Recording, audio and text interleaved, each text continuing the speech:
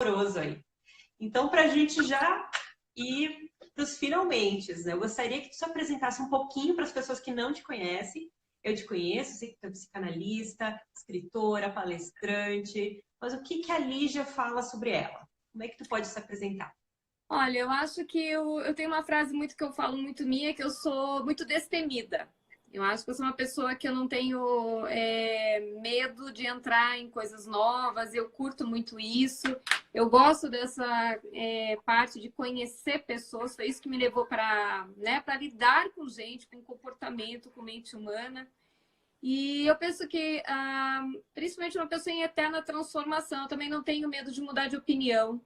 Eu acho que isso é uma coisa muito importante, a gente ter opiniões, ter valores, mas também não ter medo de mudar de opinião, a gente não ser uma pessoa engessada. Então, dentro de tudo que eu aprendo sobre mim, sobre o meu autoconhecimento, acho que uma das coisas mais legais que a psicanálise me trouxe quando eu estou no divã é essa coisa de entender o quanto que a opinião ela pode engessar a gente. Então, essa troca até que a gente tem feito com as lives é um pensar, é um trazer um pensamento, mas também é levar pensamentos com a gente, também aprender com o público. Isso, se não for, é empobrecedor, né? Muito bem, muito bem. Para quem não me conhece, meu nome é Priscila, eu moro na cidade de Garibaldi, no Rio Grande do Sul, e eu sou jornalista e há algum tempo já eu trabalho com marketing. Então hoje eu vou conversar com a Lígia. A primeira pergunta, Lígia, é que hoje saiu uma tirinha do Will Tirando, que é um cartunista que eu gosto bastante, e ele mostrava um idoso no isolamento, aí várias fases, vários dias passando, e dizia assim: em isolamento, longe do trabalho, das frustrações, dos desaforos, das chateações, Ademir descobriu que não faz parte do grupo de risco e então ele ia rejuvenescendo, né? A minha pergunta é: será que muita gente percebeu que de repente estava doente, isolado antes, muito mais do que agora? Olha, é uma pergunta profunda essa, né? Eu ousaria dizer que a gente estava muito mais isolado de nós mesmos. Esse isolamento de quem eu sou, esse isolamento das minhas necessidades, talvez esse isolamento até de olhar para as minhas angústias, porque essa coisa da gente estar aí em casa, fechado, a gente tem que se deparar também com essa nossa verdade. E eu acredito que essa possibilidade de eu ter tempo para mim, claro, não são todos, né? Eu vejo que a gente acaba tendo, às vezes, um trabalho muito maior até em casa, mas o ato de estar em casa, queiramos nós ou não, mesmo trabalhando, ele nos disponibiliza por uma conexão diferente com a gente. E isso nos abre portais emocionais para a gente também poder olhar para esse outro de uma maneira diferente, né? Não só ser aquela pessoa que você encontra no final do dia correndo. Eu tenho visto as pessoas me mandando coisas. Eu tô fazendo, nossa, refeição em família. Fazia muito tempo que eu não fazia isso de segunda a sexta, na hora do almoço. E todo mundo almoça fora, né? Aham. Ou todo mundo ir para a cozinha junto, cozinhar dia de semana, ou aquela briga, quem que vai limpar a casa, mas de repente acontecem coisas muito engraçadas enquanto todo mundo está limpando a casa junto. Lembrar de músicas antigas para dar um ritmo enquanto limpa a casa. Nossa, fazia um tempão. Então eu penso assim, Uma tem um raça negra. lado complicado, mas tem um lado muito gostoso também, né? Que a gente se Uhum. disponibilizar a entrar em conexão com outras coisas que às vezes a gente mal tem no final de semana. Certo, muito bem. E, por exemplo, eu vi que, por exemplo, tu está trabalhando bastante. Muitos atendimentos online, até agora é permitido também para médicos, né, e Sim. psicanalistas. Mas por que isso? Assim, as pessoas estão ansiosas, estão em pânico, ou é um atendimento normal?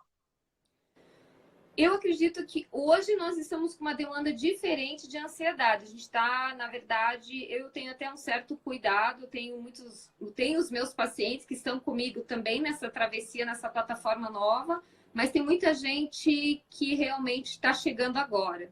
Eu penso que nós estamos numa fase em que a gente tem que cuidar muito com a questão da ansiedade. A ansiedade, ela é normal, ela é natural, ela vai tirar a gente da cama durante o dia, durante os dias da semana, ela faz a gente ter certos movimentos, ela desloca a gente para a vida. Mas quando nós ficamos expostos muito tempo né, por esse nível de ansiedade elevada, a gente começa a entrar numa ansiedade patológica, que daí é que é o problema que eu acho que está todo mundo querendo evitar e as pessoas estão correndo atrás. Eu tenho atendido muitas pessoas com aperto no peito, respiração curta, sabe? Sudorese, ou acordando durante a noite e não conseguindo dormir mais, ou com alteração de apetite para mais ou para menos. Então, são comportamentos que a pessoa nota que não são dela normalmente, mas que nesse momento estão se configurando como sendo dela. Então, a gente começa a entender que é importante ter certas ferramentas para a gente poder trabalhar essa ansiedade, né? E isso que eu digo para as pessoas, uma delas é a gente manter uma rotina, né? Porque o nosso cérebro, ele queira ou não, ele é habituado a ter estímulos de rotina. E se a gente está muito ansioso, a ansiedade é um processo do quê? É um processo daquilo que eu não sei do que está por vir.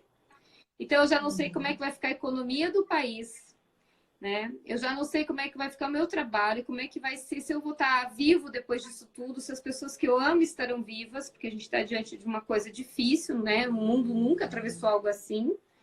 E daí, se junto com isso eu ainda não conseguir estabelecer o mínimo de organização mental para mim, aí fica tudo desgovernado. Aí é bem complicado para a gente organizar as emoções. Sim, porque às vezes a pessoa perde o horário de acordar, o horário de comer, às vezes come com a colher, aí começa até a voltar para, né, para trás, assim, então perde uma regra e... E quer ver uma coisa que eu acho bem complicado? Eu estou sentindo que tem muita gente, uma pergunta que eu tenho feito recorrente, você tem comido na frente da TV? Horroroso isso, eu não tenho esse hábito, eu convido quem está conosco nessa noite, se estiver fazendo isso, meus pais, beijinho. Os pais têm que dar mesmo. A gente tem que dar. Pais. A gente vai ter que falar disso, tem que dar atenção, né? Inclusive na live, né, Pri? Então, Isso aí. não se alimente na frente da TV, porque você está se alimentando, às vezes, com a comida que você fez com tanto amor. E daí você começa a pegar aquelas notícias ruins, você começa a alimentar o teu emocional com questões negativas por demais. Como é que vai ficar a tua digestão? Que tipo de emoção que você está contaminando no teu processo de alimentação? Ao invés de você estar olhando nos olhos das pessoas que você convive, ou ao invés de você tirar o seu momento, se você vive sozinho, para poder se alimentar com calma, você está ali na frente da TV vendo projeções negativas. E aí isso não tem como casar bem, né, com o processo sagrado que é o ato de se alimentar. A gente poder ter comida à mesa por si só já deveria ser uma consciência do privilégio que nós temos, né, diante de tantas pessoas no mundo que podem fazer, quando muito, uma refeição por dia, às vezes comem restos, né? Sim, com certeza. E que sentimento conflitante é esse que a gente tem? Que, por exemplo, se a gente está vivendo uma correria, como, por exemplo, eu estava antes, e muita gente estava, que era correndo, acordava cedo, saía, corria, voltava, trabalhava de noite, às vezes na madrugada. E aí agora tem que ficar dentro de casa. Antes a gente queria ficar dentro de casa, e agora que a gente está aqui, podendo desfrutar disso, a gente quer sair loucamente por aí. Então, que dicotomia é essa que a gente se pega? O que eu sinto, Pri, é que ser livre dá muito trabalho, né? Então, por exemplo, se eu não posso ir para casa, não é uma escolha minha. Então, eu posso me debater com aquilo. Eu posso reclamar, né? Uma coisa que o ser humano entende bem e às vezes gosta muito. E agora eu não posso sair, né? Agora, quando a gente pode usar o tempo da gente, isso dá uma super responsabilidade. O ato de escolher como eu vou fazer as coisas. Você quer ver um exemplo bem bobinho? Você resolveu que você quer emagrecer. Você não precisa, normalmente é o que acontece, né? Às vezes a pessoa até precisa, mas tem muita gente que nem sequer precisa e faz regime. Você já notou o mecanismo direto que tem entre o não posso comer com a fome? Desperta mais desejo. Na hora. Se eu te falar, não pense no Fusca vermelho. É inevitável. Então, isso é muito do ser humano. A gente vai muito contra aquilo que, de uma certa forma, nos cerceia a nossa liberdade. Mas eu acho que isso é um processo até natural, é uma dialética aí entre, né, a gente trabalhar com aquilo que a gente deseja e com aquilo que a gente pode, que nem sempre as coisas estão casadas. Acho que o grande problema começa quando eu perco a minha vontade de ser livre. Eu acho que daí é que o bicho pega. Que é Muito diferente, bem. né? Uhum. Eu posso ter vontade de ser livre dentro de casa. Eu posso ter vontade de ser livre dentro do meu trabalho. Eu posso estar com problema, mas eu quero pensar livremente sobre aquela situação. Né? Estou dentro da minha casa, tenho vontade de ser livre. Hoje eu vou limpar a casa, não quero atender telefone, não quero ver TV. Hoje eu quero ver todo mundo e quero conversar, ligar para os meus familiares, não quero fazer nada, quero ler. Eu estou sem a liberdade de sair, mas eu não estou sem a liberdade de escolher certas coisas dentro de um contexto. Porque enquanto também você tem um chefe para, às vezes, atribuir alguma culpa, porque eu não posso fazer nada, porque eu tenho um emprego que não me deixa. Então, quando tu passa, de repente, a ter a escolha, daqui a pouco é a gente que precisa tomar essa responsabilidade. E isso é incrível, porque às vezes o paciente está ali na minha frente, no divã, destruindo o parceiro ou a parceira. Churrasquinho de parceiro, porque ele não me deixa, porque ela isso, porque ele aquilo. Mas espera aí, como assim não deixa? Que discurso que é esse de não deixa? Né? Quem está falando, né? De repente, uma criança falar que o pai não deixa ela ir na casa do coleguinha para dormir na casa do coleguinha, ok. Mas um adulto, que tipo de relação que está estabelecida ali entre essas duas pessoas para a gente pensar que você tem que ter a permissão de alguém para ser você mesmo? Né? Então, essa coisa toda faz a gente desconstruir muitas coisas, né? De que você tem que se responsabilizar sobre as suas escolhas. Você pode até ter um problema com o parceiro ali que vai te incomodar por alguma razão qualquer. Mas você tem que bancar a tua vontade, ou você tem que negociar com esse parceiro, com essa parceira. Né? Tudo na vida é negociável desde que a gente saiba conversar. Inclusive com a gente mesmo. Lígia, o Rafa é um participante aqui frequente das lives e ele pergunta, Priscila e Lígia, uma questão, quais as ressignificações que a maioria da população adotará? Humanização, consciência coletiva, vocês acreditam nessas mudanças? Ou daqui a pouco passa a crise e tudo volta ao normal porque a gente não tem memória coletiva? Olha, eu gosto muito de história, né? E eu vejo assim que nós passamos por 2 guerras, a gente passou por peste negra, a gente passou por gripe espanhola e parece que as coisas não mudaram tanto. O ser humano, ele às vezes ele tem uma resistência, parece que depois que passa aquela comoção geral, vai todo mundo para o seu quadrado. Eu particularmente espero que não. Eu acho que a gente nunca teve um momento tão difícil mundialmente, né? E a tecnologia, eu acho que também a gente nunca teve ela em outras circunstâncias tão assim disponível para a gente poder ter tantas trocas como, por exemplo, essa que a gente está tendo hoje à noite. Agora, eu vou ficar muito decepcionada, eu acho que isso vai acontecer, infelizmente. Se na hora que a gente começar, a gente já está vendo alguns movimentos com essa questão já de equipamentos médicos, muitas pessoas subindo o preço para respiradores, né? E eu vou ficar muito mais triste se eu, por exemplo, perceber que a gente que está no sul está enfrentando uma seca e daqui a pouco o preço da água ir para a estratosfera, né? Ou se as pessoas começarem a subir valores de medicação, de coisas que, poxa, na hora que nós mais precisamos, né? Tá todo mundo precisando tanto da ajuda, né? A palavra da ordem hoje é negociar, tá todo mundo com tantas questões difíceis aí. Eu acho que daí, se dentro desse universo difícil a gente vê as pessoas querendo se apropriar ainda, aumentando o preço das coisas, né? Extorquindo, eu diria, a população, que você sabe que aquele não é o valor e começa a subir o preço de tudo, aí eu acho que é muito complicado. Então eu espero que esse termômetro, ele se humanize também. Eu acho que o valor, a gente sabe que tem uma questão de mercado, oferta, procura, demanda, mas nesse momento eu acredito que a gente tem que repensar um pouco isso, né? Uhum. Vamos ver se a gente se humaniza mais mesmo.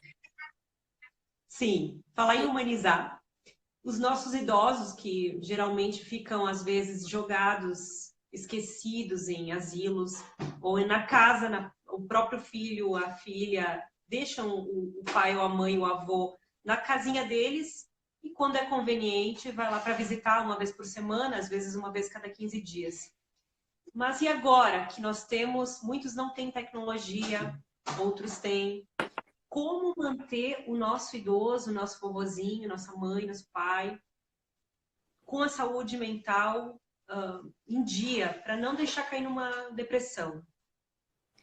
Olha, você está me falando, acho que, de duas coisas diferentes. Acho que a primeira delas são os familiares indiferentes, os familiares que não sabem reconhecer as coisas, né? Ou a gente está falando aí já de famílias com algum problema entre essas gerações, por alguma outra razão, que já não estão se relacionando bem. Então, eu digo que a questão é, esse momento vai intensificar o que está bom e o que está ruim. Tem muito milagre. A gente não vai se transformar num santo, porque ou vai transformar, a nossa família está cheia de problemas e agora tudo ficou ótimo, porque eu não posso ver a pessoa. Não é bem assim que funciona, né? Penso que é um bom momento para a gente passar a pensar no significado das pessoas e se aquilo que eu trouxe até hoje como mágoa, ressentimento, indiferença, não valeria a pena receber nesse momento uma releitura. E quem sabe eu aproveitar esse momento, fazer um exame de consciência, e por mais que talvez até seja a pessoa que tenha razão numa situação, mas se vale a pena, certas horas, você só ter razão, você vale mais a pena você tentar fazer tudo o que você pode por quem você ama, não querer troco na troca, né? Certo. Acho que isso é um ponto. Falando de famílias que têm os idosos, né, que têm as pessoas longe, eu me coloco nisso, meus pais moram longe, para mim é muito angustiante estar longe deles. Eu acredito que a gente tem que ligar várias vezes no dia, sim. Tem que às vezes eu coloco assim, como eu tô com você, vamos, né? Tô almoçando. Te almoçar junto à distância. Bater um papo, a gente não Muito pode bem, dá sentar aquela frente a atenção. frente, né? Brincar que tá comendo junto, bater papo. Esses dias meu pai mandou uma mensagem para mim, filha, que série que você tá assistindo? Achei uma graça. A gente sempre tá trocando série, né? Um dá dica de filme pro outro. Ó, veja tal série, veja filme, tem tal livro. E falar sobre o que a gente achou, e às vezes entra o papo do personagem, né? Essas coisas, a gente falar eu te amo, puxa, um eu te amo, um mundo tão superficial, muitas vezes, que esqueceu esse poder dessas palavrinhas, faz um bem danado, né? Ou a gente lembrar de alguma história antiga que a gente viveu com esse familiar, porque essa coisa do reviver é muito gostoso, né? Você reconecta muitos vínculos. Ou quem sabe eu me desculpe, quem sabe nesse momento caia bem, porque a gente tem que lembrar, infelizmente, que existirão muitas pessoas enterrando pessoas nesse momento sem ter tempo de conversar, às vezes, pessoalmente com elas. Sem pegar na Então, mão, quem sabe sem poder ir no hospital. sem poder ir no hospital, Triste. sem poder enterrar muito o ente querido. Então, eu digo, o melhor tratamento emocional que existe para qualquer ser humano é a gente não querer resolver as coisas com quem a gente ama depois que a gente perde quem a gente ama. Né? Isso é uma coisa que faz muita diferença. É muito diferente eu atender um paciente que chega para mim com uma demanda de uma pessoa que ele ama viva e eu só poder trabalhar isso no simbólico, porque aquela pessoa já partiu. Quantas vezes eu vejo gente destruída em lágrimas, dizendo que daria tudo para ter uma oportunidade de novo, qualquer coisa, para dizer eu me perdoe, eu te amo, eu quero te dar um abraço. Então, gente, esse momento, de perto, de longe, aproveite, porque a gente é muito mais, eu acho que esse vírus está vindo dar um tapa na cara da gente para mostrar para a gente que a gente é tão pequenininho perto de tantas coisas que possam acontecer, que eu acho que a gente tem que se agigantar nos nossos afetos.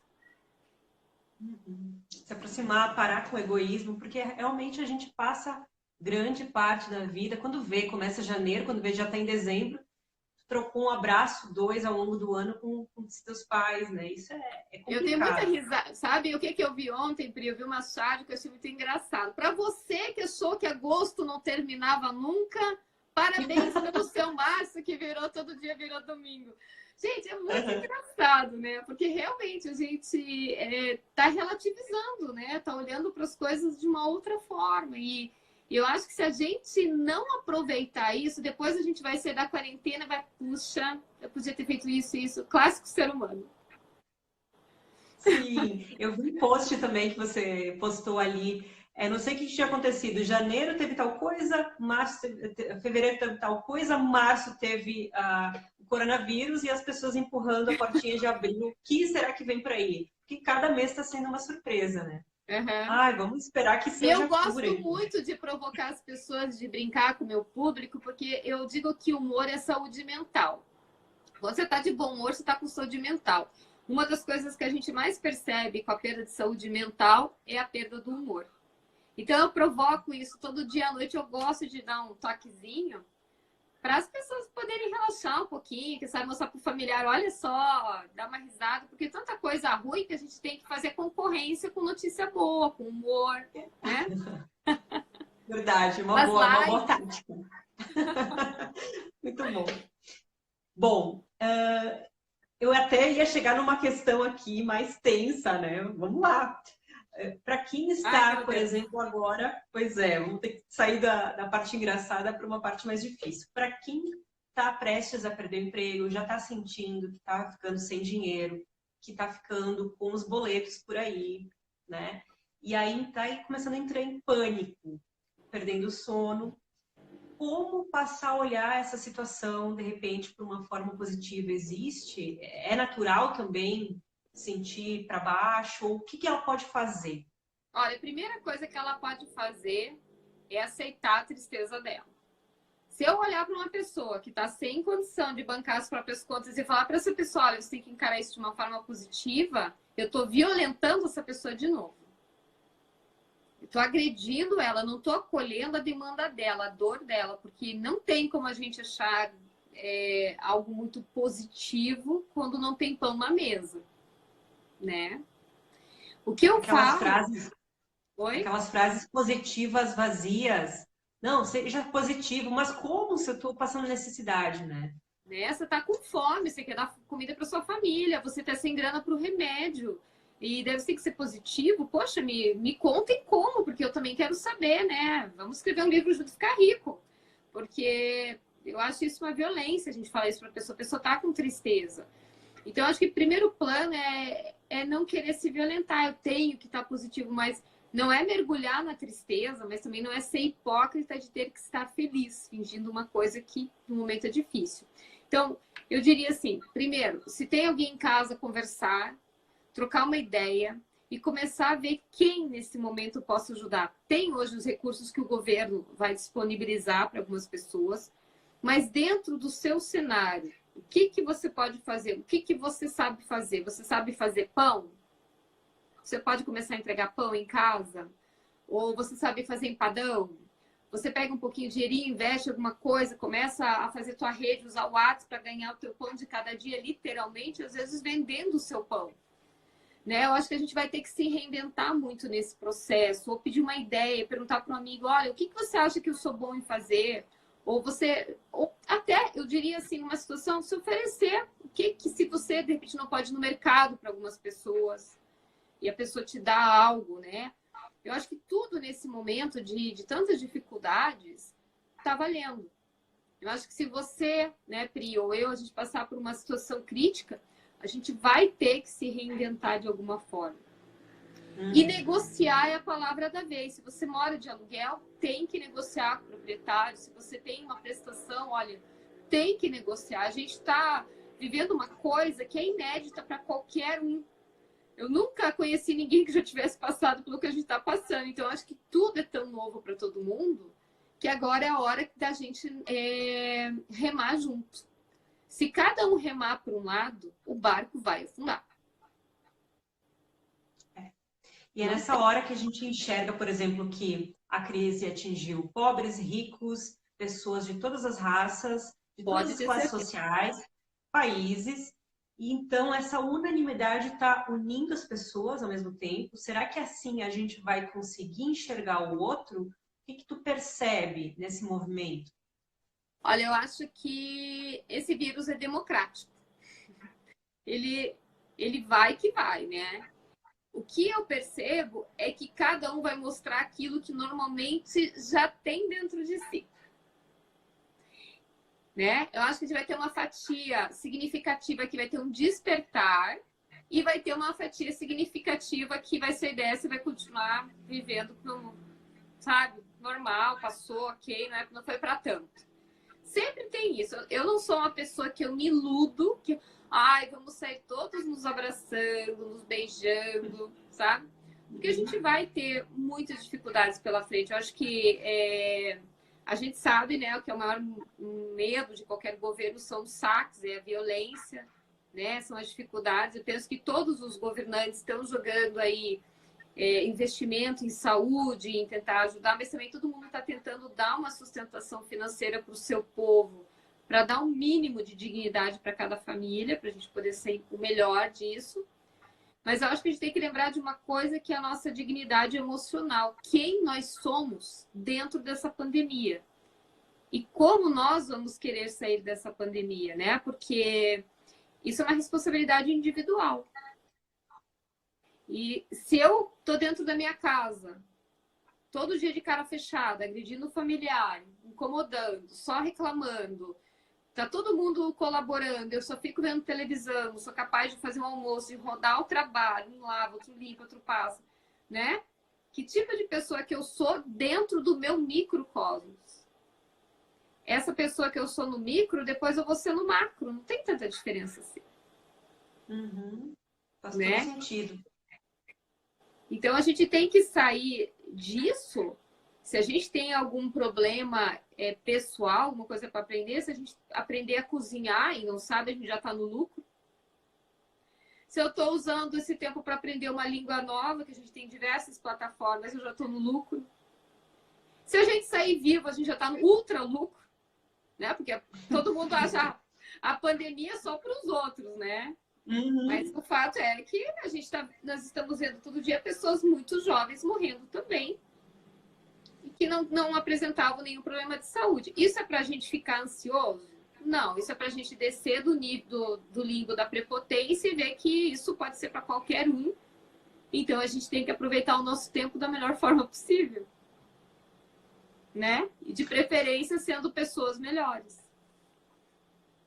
Isso, tu tocou num ponto em que realmente, assim, se a pessoa passa todo dia dentro de casa, jogada no sofá, só assistindo TV e tudo mais, enquanto os outros estão sofrendo ou fazendo barulho, não respeitando o espaço sonoro e físico do outro, vai causar um grande problema ali para frente, né? E eu vi que na China, pelo menos, já tem casos que estão constatando de divórcios e Enormes. também de violência contra a mulher. Uhum. Então, o que que isso vai acarretar daqui para frente? O como a gente agora vai descobrir a verdadeira face das pessoas com que a gente casou, por exemplo, né? Porque daqui a pouco todo mundo trabalhava 8 horas ou mais, só chegavam cansados e dormiam, e agora tem que se enfrentar todo dia e tu vai vendo a cara da pessoa mesmo. Eu acho que agora é aquela velha história, não tem maquiagem, né? Você é o que você é no dia a dia, não tem as distrações cotidianas. Não tem o shopping, não tem o cinema, não tem o chefe pegando no pé, não tem a coisa do outro, né? Tá tudo dentro, não tá fora. Então, se você tá dentro, se você tem que se relacionar com a verdade dentro da tua casa, as coisas se intensificarão, sem dúvida alguma. A convivência, ela tem dessas, né? Muita gente não suporta a própria companhia, não consegue ficar Uhum. sozinho. Imaginar que essa pessoa que não suporta a própria companhia vai ser boa companhia para alguém, né? Violência doméstica, isso daí eu acho que é a coisa que mais me incomoda. É a coisa que mais eu fico preocupada.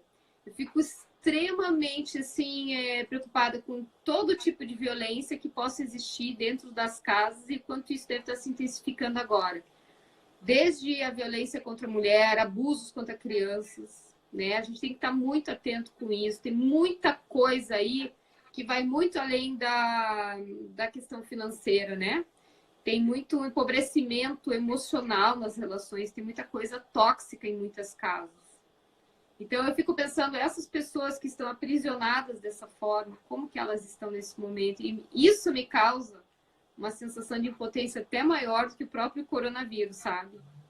Porque eu acho que você morrer por um vírus pode ser uma fatalidade.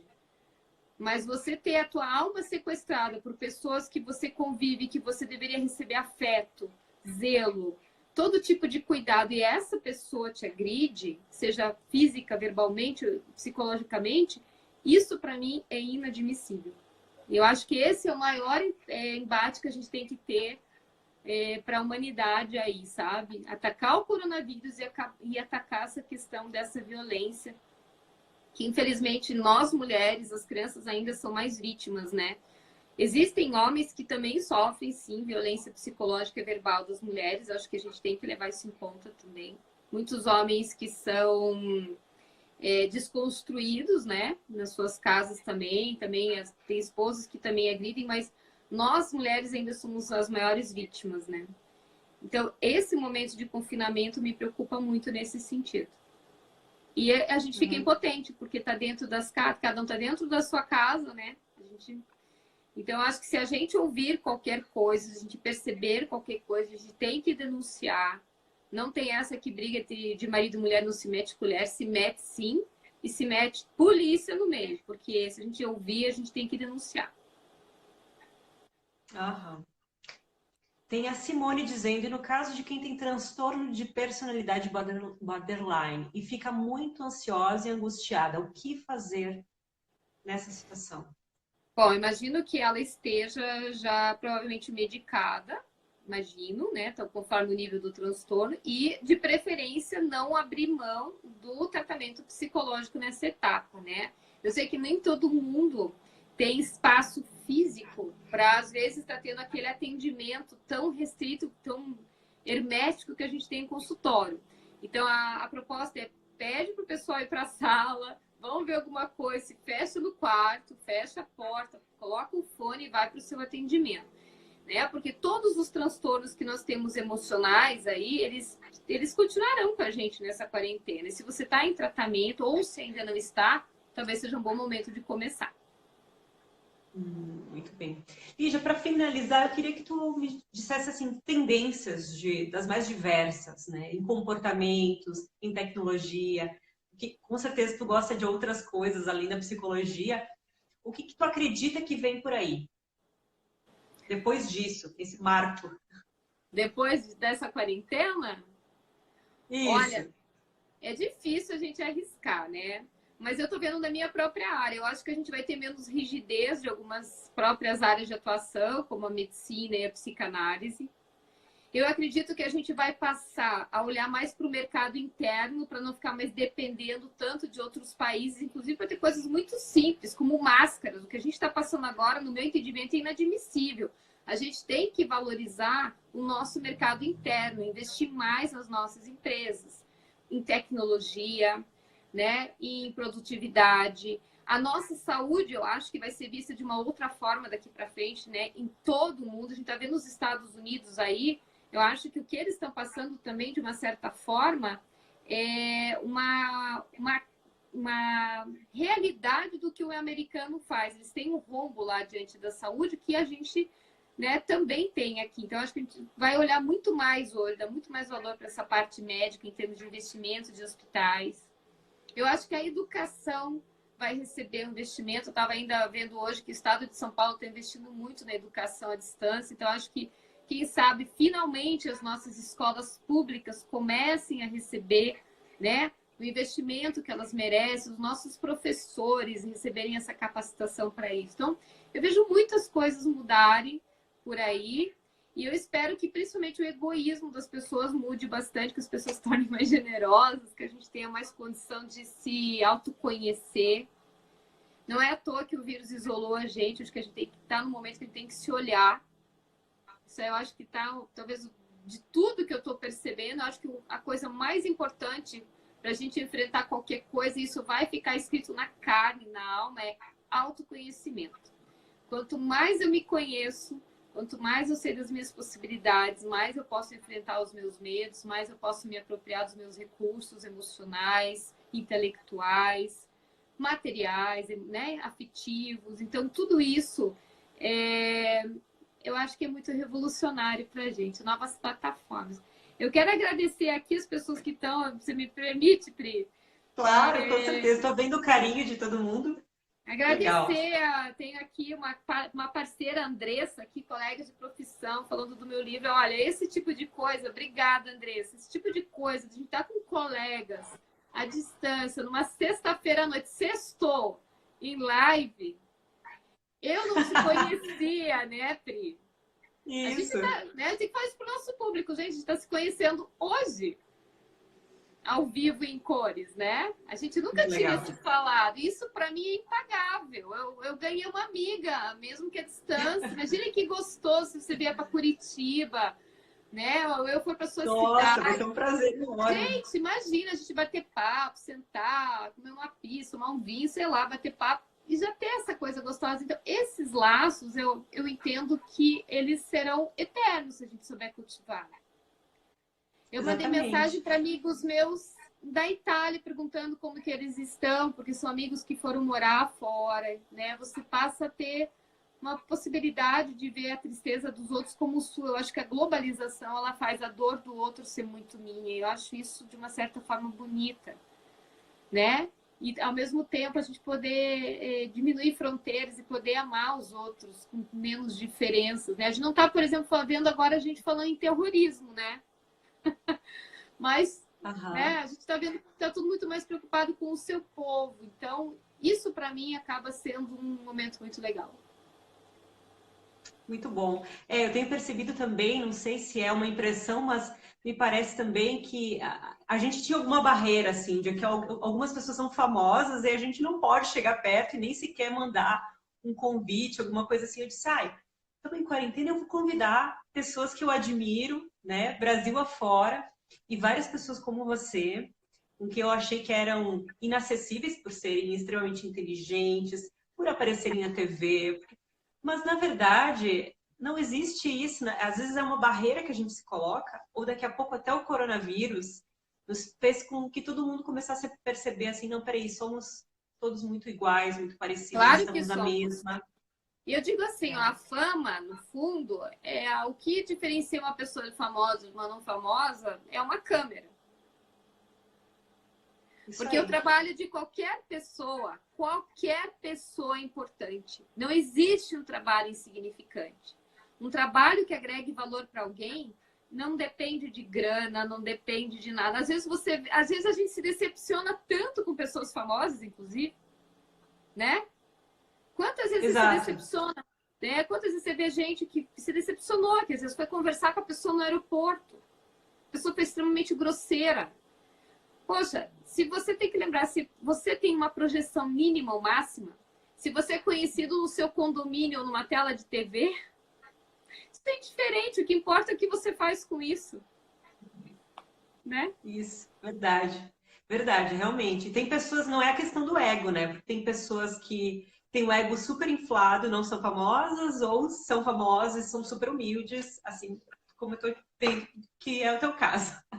Obrigada. E olha, gente, queria aproveitar obrigada. uma pergunta só que tem aqui, que eu acho, claro. desculpa, que é da... Por favor. Ela está perguntando o seguinte, meninas, conheço muitas pessoas que não possuem no momento recurso físico e financeiro para continuar atendimento psicológico. Nesses casos, o que essas pessoas podem fazer por elas mesmas? Olha, quero dizer o seguinte, tem muito... o CRP está disponibilizando, o Conselho Regional de Psicologia de cada estado está disponibilizando muitos atendimentos virtuais de plataformas de voluntariado. Eu já estou com o meu voluntariado fechado e não consigo pegar mais ninguém, senão até seria o caso. Mas tem muitos colegas que estão fazendo procure, não deixe de procurar. Tem muita gente que está dando o seu tempo também nessa hora, sim. E é importante que seja dessa forma, a gente contribuir com a live, a gente contribuir com o atendimento, a gente poder fazer pelo outro que estiver ao nosso alcance. Então, se puder, procure. Se não puder, procure literatura, procure meditar, procura tirar uma horinha aí do dia, né? A gente ainda não está proibido de sair, pegar um sol, fazer uma caminhada, nem que seja sozinha para dar uma respirada, né? Acho que se nutrir de notícias diferentes, se nutrir de conteúdos que façam você viajar e esvaziar um pouco a cabeça também. A gente precisa arejar a mente, porque senão ela surta. O carro vai fundindo. Verdade. Né? Tem que... Aqui na minha cidade, por exemplo, vários psicólogos se uniram, uma associação, e estão fazendo atendimento gratuito, estão fazendo um rodízio. Então, aqui na Serra Gaúcha tem disso, talvez ali também tenha. Um abração especial para o Júlio, para a Gica aqui sempre. Que legal, né? Que gostoso esse pessoal, a gente tem que agradecer, né? São queridos. Esse carinho todo e essa companhia em plena sexta-feira à noite, que todo mundo não podia estar na balada. Não pode falar. Pois é. Mas poderiam estar fazendo outras coisas e estão aqui com a gente, né? É um privilégio, né? Eu vejo que alguém pediu do teu livro. Tu quer aproveitar para falar de algum lançamento, alguma novidade que vem por aí, Lígia? Olha, eu estou trabalhando, sim. Deixa eu só tomar uma aguinha, porque eu estou falando o dia inteiro, estou rouca. Eu estou trabalhando, mas um livro é um processo assim de 3, 4 anos, né? Eu lancei o Amor Sustentável ano passado. Então, agora mais uns 2 aninhos de trabalho pela frente, pelo menos. Certo. Então, se alguém quiser te acompanhar, Instagram, também tem o YouTube, e é por aí, né? É por aí, e eu espero que o pessoal também te acompanhe, que o teu trabalho é incrível, eu adorei a tua entrevista, deixa a gente super à vontade, uma delícia, perguntas super inteligentes, porque isso dá um ritmo super gostoso para a live, né? Quando a gente pega gente que tem ginga, que pensa junto, que mergulha profundo, muito legal, Pri, adorei. Então tá. Muito obrigada. Beijo, pessoal. Adorei ter todos vocês aqui e você, principalmente. Obrigada. Vamos nos vendo pelas redes sociais por aí. E olha, assim que eu puder sair da clausura, eu te mando o meu livro. Tá, perfeito. Tá o leite falo. Tá bom, combinado. Abração. Beijo. Tchau.